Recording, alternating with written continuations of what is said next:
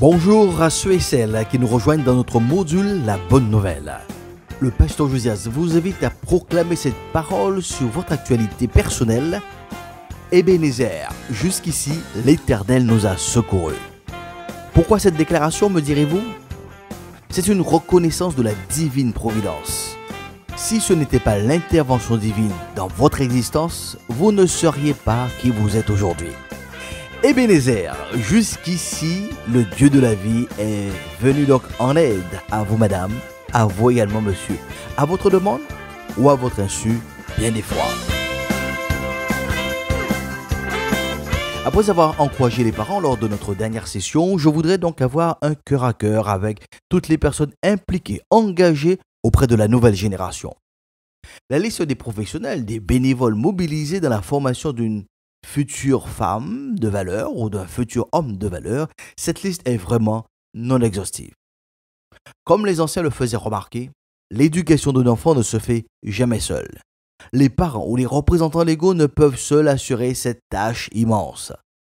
Cela se vérifie de la conception à l'accouchement, de la naissance du bébé à son statut d'adulte. Et nous pouvons poursuivre car même en étant adulte, la femme ou l'homme a encore besoin d'être accompagné. C'est la fameuse déclaration « Il n'est pas bon que l'homme soit seul ». Je lui ferai donc une aide semblable qui s'applique. Mesdames, messieurs, les enseignants, les encadrants de la vie scolaire, le personnel administratif, les équipes mobilisées dans la restauration, l'entretien des bâtiments, les chauffeurs de transport d'élèves. Mesdames, messieurs, contribuons donc à la vie extrascolaire, donc de la jeunesse du pays. Que vous soyez dans le soutien scolaire, le sport, la musique, l'art, la culture et d'autres domaines, soyez donc encouragés et appréciés pour votre dévouement envers la jeunesse du pays. Si vous n'étiez pas à votre poste, il y aurait eu une faille certaine, un manque indéniable dans ce vaste dispositif. Certainement, vous avez déjà fait face à des critiques, des reproches, des manques de considération, peut-être de la part de parents. Peut-être que vous avez eu à faire face à un manque de respect de la part de quelques enfants ou jeunes dans votre parcours. Poursuivez la mission en dépit de tout et malgré tout. Cette semaine, j'ai eu le plaisir de saluer une ancienne aide maternelle qui profite à juste titre d'une retraite bien méritée après 44 ans de service.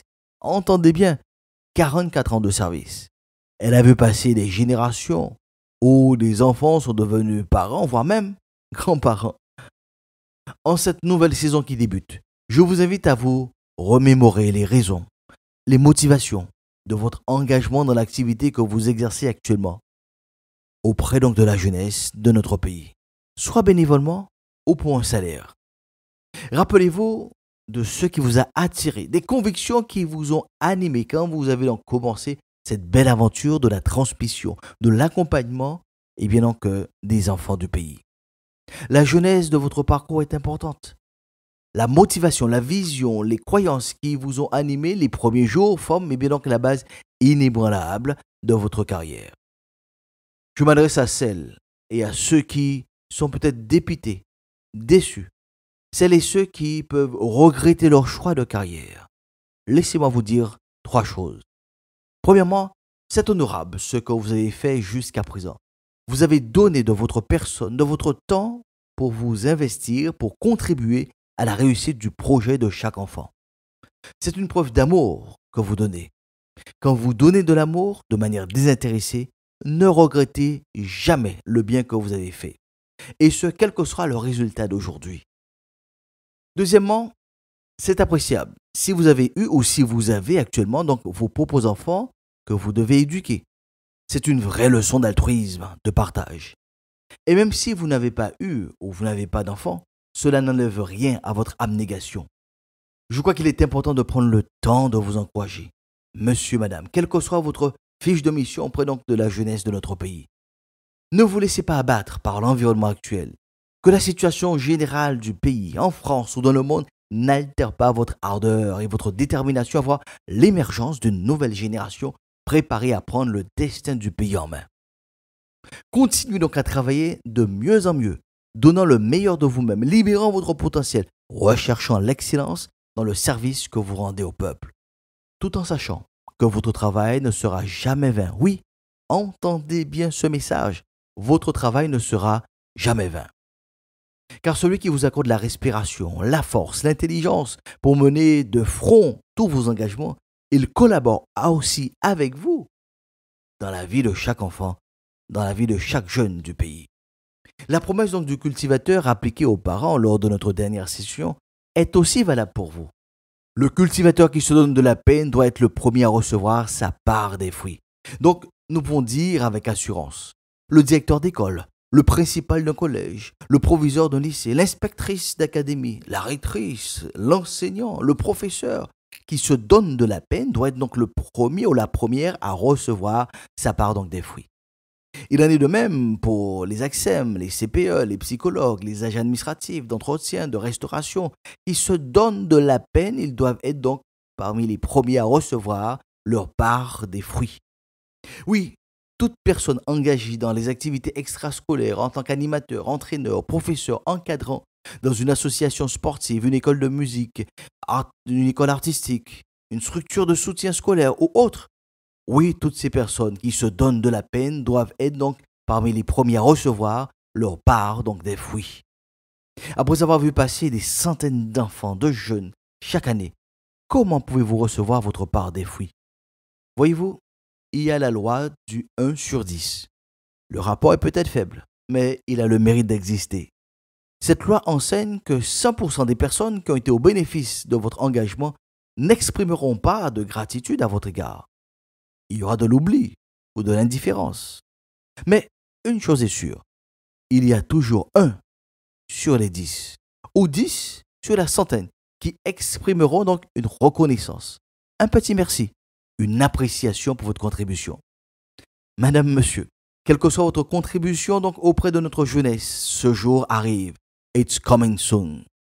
Je vous encourage à continuer donc à faire le bien, à donner le meilleur, à poursuivre donc votre contribution auprès de nos enfants. Car oui, un de ces jours, au moment où vous ne vous y attendez pas, quelqu'un venu de je ne sais où exprimera à votre égard sa reconnaissance pour votre implication dans sa vie personnelle ou dans la vie de son enfant. Oui, comme le cultivateur, vous devez recevoir votre part donc des fruits. Même si c'est un seul qui vient, son initiative en vaut pour 3, en vaut pour 5. Rassurez-vous, le Christ lui-même en personne a aussi expérimenté ce principe selon donc les propos de Luc au chapitre 17 où un est venu dire merci après avoir obtenu donc la guérison. Alors, madame, monsieur, travaillez donc de mieux en mieux en cette nouvelle saison, sachant que votre travail ne sera pas vain. Oui, le jour de la gratitude arrive bientôt. Permettez que je prie avec vous pour les quelques minutes qui nous restent. Nous te remercions pour le fait que tu as distribué des dons, des capacités, des talents, des sensibilités ici et là, et que chacun s'en est accaparé. Et parmi eh bien donc, ces dons, ces talents, il y a de ceux qui ont eu à cœur et qui ont toujours à cœur eh bien donc, la transmission, de pouvoir former, de pouvoir éduquer, de pouvoir transmettre eh bien donc, le savoir, de pouvoir aussi tout simplement encadrer et de mettre au service justement de la nouvelle génération les dons et les talents au niveau de la restauration, au niveau peut-être eh bien donc, de l'entretien donc, des bâtiments et autres. Et ce matin, nous voulons te remercier pour l'implication de toutes ces personnes.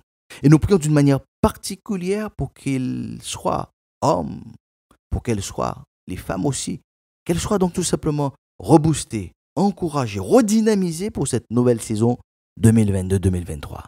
Oui, nous te demandons cette grâce particulière afin qu'elles puissent exceller, chacune dans leur mission, exceller bien donc dans la contribution qu'elles apportent au quotidien auprès donc de cette nouvelle génération.